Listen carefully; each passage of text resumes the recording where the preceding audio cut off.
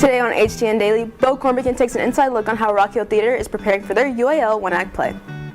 Can real Girl Scouts taste the difference between the cookies they sell and store-bought brands? These stories and more in this edition of HTN Daily.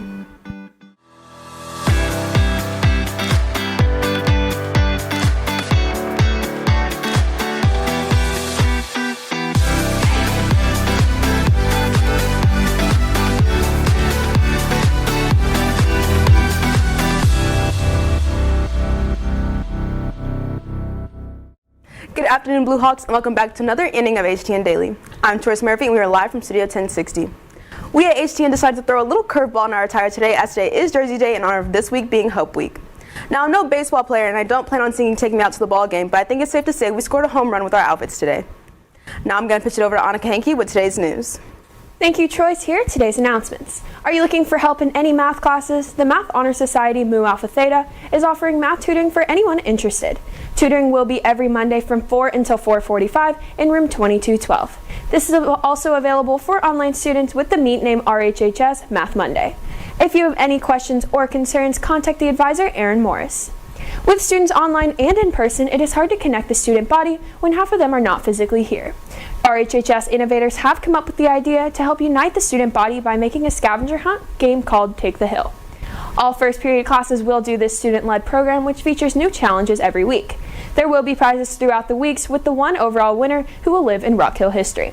The first two challenges have been sent out, with the first being coming up with a team name and class crest, and the second being 100% participations in the Humans of Rock Hill assignment.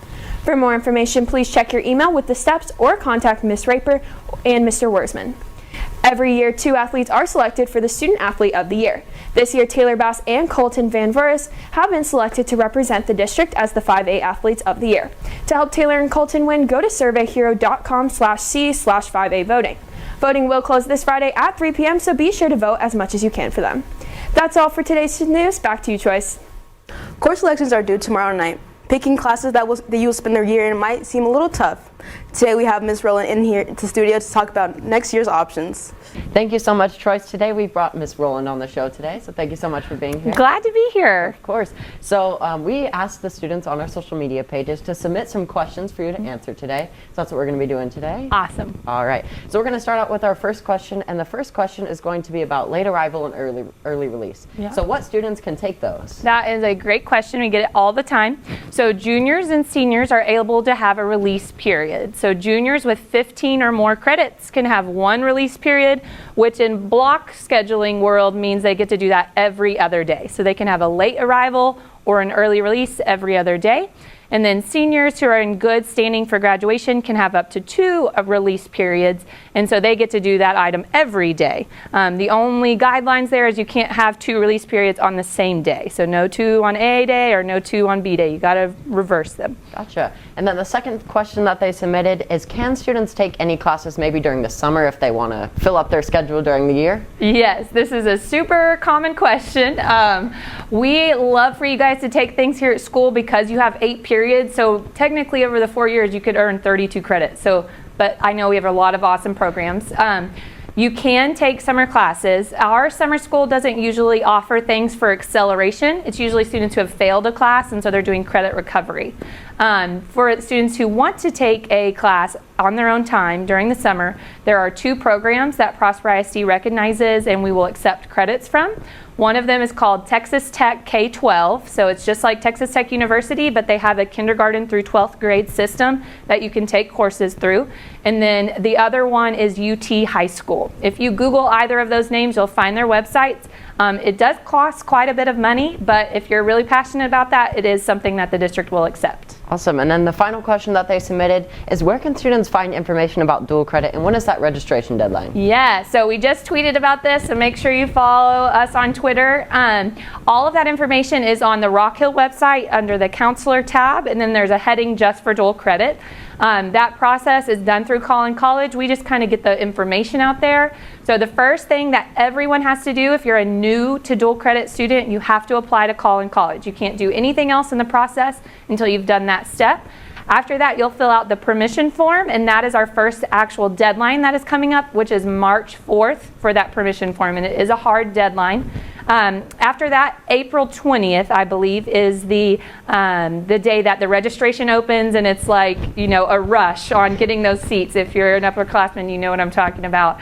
And then May 14th is when that closes. So if there's any seats still available, that would be the last day that you would be able to register for those. Awesome. Well, thank you so much for answering their questions. Absolutely. Now, I do know it is National School Counseling Week, so we wanted to say thank you from HTN here. So we have a little gift for the counselors right here. Oh my gosh, that's so nice. Oh wow. We've just felt so loved this year.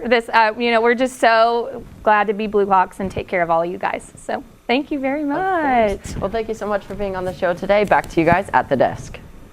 Thank you, Grant. Be sure to get those course selections in before tomorrow night. The theater program is preparing for their UAL one-act play, which they will perform right after spring break. Bo Cormican spent the afternoon with the actors and crew to see what goes into creating the show and their rehearsals.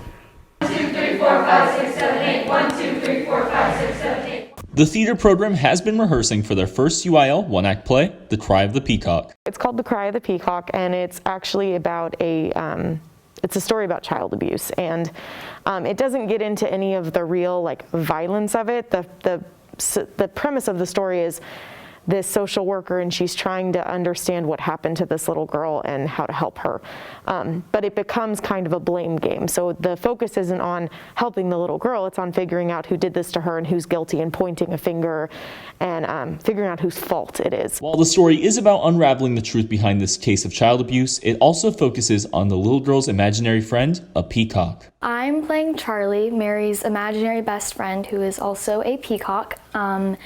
Mary's kind of made up Charlie in her mind as a protector from the abuse. She goes with her everywhere she goes and just is protecting her from the abuse that we really don't know who it's coming from. Theater practices COVID safety guidelines by requiring everyone to wear masks during all rehearsals and by social distancing.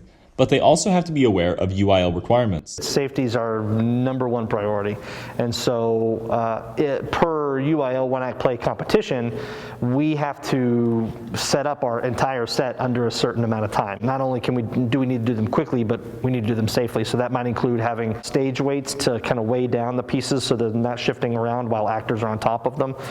We use clamps to make sure that they're clamped together and secure so that they don't shift around. But that's standard. I mean, just real constant communication and making sure that everybody knows kind of their job and when to do it. The one-act play performance is the week after spring break, and until then, they're rehearsing every day to learn how to work together as a company. For HTN Daily, I'm Bo Cormican.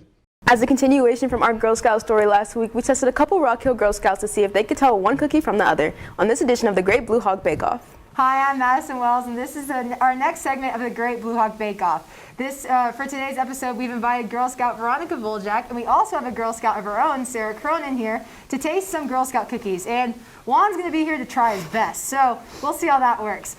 Today, we've got cookies from the Little Brownie Bakery. Is that right, Sarah? Mm-hmm. Awesome. And then we've got some Keebler cookies as well. We're going to test their Girl Scout knowledge to see how well they can tell the difference between these cookies. So we'll start off with these ones right here, which are these. And, okay, Veronica, place out your hand. There you go. Juan, here you go. Sarah, here you go. Now I'm going to place the next cookies in y'all's hands. Oh. Okay, Veronica, open your hand. What? Oh, yeah, there you go. Okay. Juan, here's this one. Sarah, here's that one. Okay. Oh, this already feels like bigger. Okay. These taste the same. No, they don't. They've got Girl Scout senses, I think. Okay. What? Okay, I'm gonna ask Juan first. Oh, I'm gonna go with the first one. The first one was what? The real one. The real one. The Samoa. Okay, yeah, the Girl Veronica. Scout cookie. I think the first one was the real one because the second one had more of it had a different texture to it on the inside. Mm-hmm. So yeah, and it had a little bit of a different taste. Their Girl Scout senses are correct because the first one was a Samoa. I think Juan should join a troop actually because he seems to be on top of it. Juan, are you ready to get your gold award? Yes, I'm ready to get the best award. The best award. Yeah, okay, Veronica, open your hand. Now these ones that they're going to be trying are either a Thin Mint or the Keebler version that are called grasshoppers. Sarah? I have coconut flakes in my mouth. Okay, so taste those ones and we'll see what y'all think. And yeah, Am I allowed to describe it? Yes, you are allowed to describe it, Sarah. It smells like toothpaste. It smells like toothpaste. It smells off. We'll do the second one right now. Veronica, open your hand. There you go. Still have my Juan, cookie. here's this one. Sarah, here's that one. Thank you. Yeah. I can tell. How's it taste? Not like toothpaste. Not like toothpaste. Okay, so Juan, what cookie do you think you just ate, or which one do you think is the actual Thin Mint? Well, I had Thin Mints at my house, and I don't remember them being super minty, and the first one wasn't that minty. So I think it's the first one again. I think the first one is a real Girl Scout cookie. You think the first one is? Okay. Sarah, which one do you think it was? The second one. I think that the second one was the Thin Mint. First one did taste a little bit more like artificially kind of flavored, so I'm gonna guess that the second one was the Thin Mint. Okay, well, the Girl Scouts proved to have the Girl Scout senses because they got the second one right. The second one was the Girl Scout, and I think, Juan, you should just take off your vest now because I think you're just disrespecting the Girl Scout community, really. Yeah. So, yeah, just take out the brownie list. It's just, it's not working out for you. This next one's gonna be it. Watch. Oh, that was the last one. Can we take our blindfolds Yes, off? you can take your blindfolds off. Oh my goodness. Oh yeah, sorry, the lights are a little bright. The lights are a little bright. But thank you so much for coming here and competing in our little cookie war off thing. And I really appreciate you being here, Veronica. Thank you. And with all y'all's Girl Scout expertise. That's all for today's show. For HTN Daily, I'm Anica Hankey. I'm Grant Johnson. And I'm Toth Murphy. Mask up and rock on.